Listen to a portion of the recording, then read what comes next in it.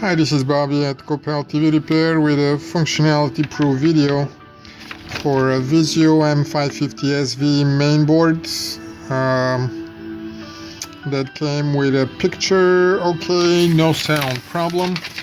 This is the board itself. It has the tag, and there was no customer signature anywhere on the board, so there's no point trying to get one. Instead, we will use our service tag and writing that we put there at the top, which says AD.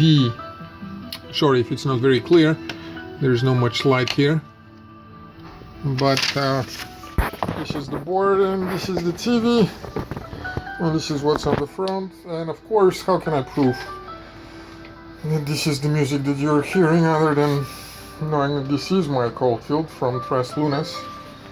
And if I disconnect the USB, then the whole thing will disappear, and if I reconnect it here, then the whole thing will, oh come on, start over again.